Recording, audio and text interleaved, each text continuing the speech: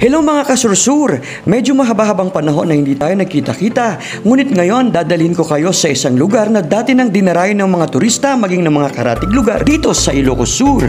Siguradong magugustuhan nyo ang lugar na ito, lalo na kung kayo ay mahilig sa masasarap na pagkain at natural environment. Ito ang Kusina Ilocanja sa bayan ng Cabugao, Ilocos Sur na dahil sa kinaharap nating pandemya sa halos 3 taon, ang operasyon nito ay bahagyang natigil. Ang Kusina Ilocanja ay isang native restaurant na matatagpuan sa bayan ng Cabugao, Ilocos Sur at nasa kahabaan lamang ng MacArthur Highway at may napakagandang environment at very relaxing na lugar. Matitikman mo dito ang talaga namang napakasasarap na mga local Ilocano dishes. Meron ding mga talagang Instagrammable sa iyong pag-iikot dahil ang restaurant ay malawak at halos nasa gitna ng hardin. Meron din itong function hall na kayang-kayang mag-accommodate ng 100 bisita o mahigit pa. Kaya tara, samahan niyo ako sa aking pag-iikot.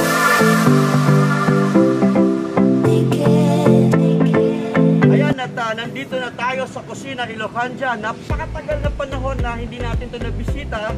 Siyempre, alam naman natin lahat ang dumaan na pandemya sa atin.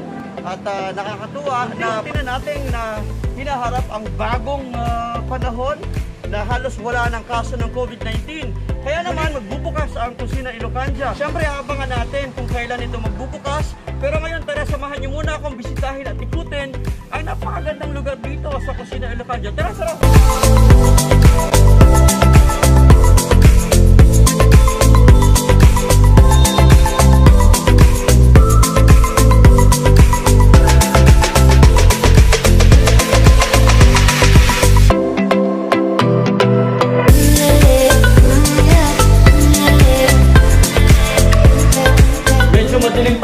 Siyempre, hindi pa nga nagbubukas dito, pero talaga naman nakakamiss yung lugar na to, no? Talagang kaabang-abang ang muling pagbubukas itong Kusina Ilocanja. Tara, at pupuntahan pa natin yung ibang lugar dito. Napapansin nyo, napakalawak ng pwedeng paglagyan ng mga sasakyan natin. Mayroon silang malawak na garahe, no? At ito, ang kanilang tinatawag na Reynas Balay. Ipakita mo yung Reynas Balay. Yan. Ayan, nakasarado. Siyempre nga, close pa sila nila. Maganda rin yung Reynas Balay. At palagay ko, accommodation itong Reynas Balay, no? Abangan natin yung pagbubukas sila. Ito ang kanilang function hall, no? Actually, napaganda ng function hall na yan. Kung makikita natin sa loob, pwede siyang mag-accommodate ng at least 100 na tao or even more. Titingnan natin yung loob. Tara.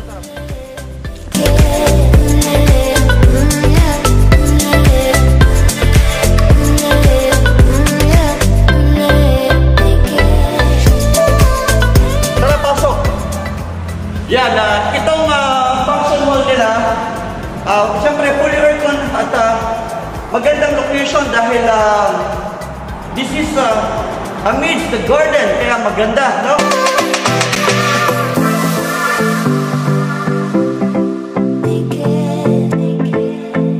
Ayan, at nakikita naman natin napakaganda ng ceiling niya, maganda yung ilaw at malawak, no? Very cozy yung lugar na to. At kung mapapansin natin, tingnan natin yung likod nitong function hall.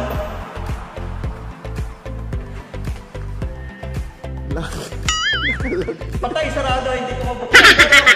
Maganda yung likod nito, hindi ko lang mabuksan. Ito yung mga CR nila. No? Ito yung CR ng babae. Yun. So, di ba, malawak at malinis. Kahit close, malinis at laging handa. Ganun din, ito yung sa lalaki. Di ba? So, okay. Ito ang likod na bahagi ng function hall. Kahit dito ay pwede kang mag-picture dahil sa ganda ng mga halaman at pagka-landscape ng lugar. Malawak pa rin ng pathway at talagang kahit saang anggulo ay pwede mong kunan ng larawan. Kaya naman sulit na sulit kung dito mo mapipili ang reception para sa iyong okasyon. Maaari mong gawin dito ang iyong birthday, mga anniversaries, kasal at kahit na anong parties na meron kayo. At take note, ang Kusina Ilocanja ay nag-o-offer ng napakamurang catering services sa napakasasarap na pagkain. Ang bahagi namang ito ay ang kanilang garden reception na kayang-kayang mag-accommodate ng kahit pa 500 mga bisita. Dito sigurado na mai-enjoy ang napaka-natural na environment dahil sa talaga namang nature na nature ang dating ng lugar. Tamang-tama lang din ang pailaw sa lugar kaya naman eksaktong-eksakto lang sa anumang tema ng okasyon. Pero syempre, hindi rin naman bawal dito ang anumang setup ng pailaw o dekorasyon base sa pag-uusapang kontrata.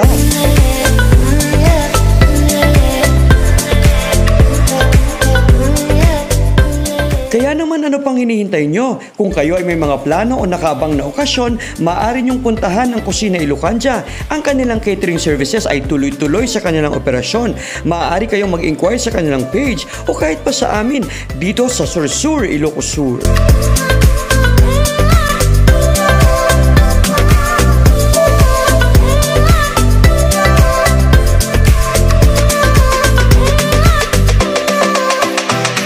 Natatandaan ko, dito sa lugar na to, madalas ang puntahan ng mga nais mapag-isa at magkaroon ng kanilang sariling moment. Medyo nagbago na nga lang to ngayon dahil sa matagal na pagkasara ng lugar. Pero sigurado na ang ganda nito ay muling manunumbalik sa oras na muling magbukas ang Kusina Ilocanja.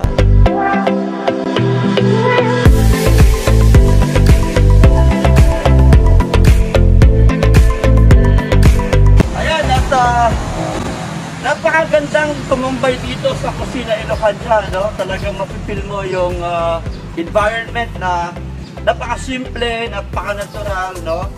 At syempre tahimik. Pero teka, may good news ako sa inyo. Ang Kusina Ilocanja ay bukas na ngayon para sa kanilang meriendahan. Opo, meron ng pamerienda ang Kusina Ilocanja. Alam niyo ba na kung akala niyo ay mahal dito, oops, nagkakamali kayo. Dahil dito ang kanilang mga merienda ay siguradong swak na swak sa inyong mga bulsa. Mura lang sa Kusina Ilocanja. Kaya tara! Ayan, pupuntahan natin ang meriendahan sa Kusina Ilocanja. Napansin ko na mala fiesta ang tema nila at parang napakasaya ng lugar. Siyempre ngayon wala pa mga tao dahil napakaaga pa natin dito. Madalas na sa hapon madaming pumupunta at nagmemerienda dito. Tara at tingnan natin ang kanilang meriendahan. Napakaganda naman pala dito at parang masayang kumain at tumambay sa lugar na ito. Ang ganda ng ambience at palagay ko, super sarap din ang kanilang mga pagkain.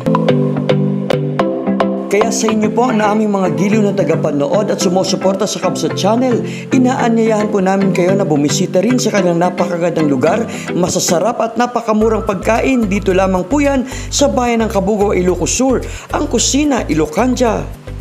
Ayan mga kasursur, hindi pa man muling nagbubukas ang Kusina Ilocanja ngayon ay pwede na nating puntahan dahil ngayon pa lang ay bukas na ang kanilang meriendahan.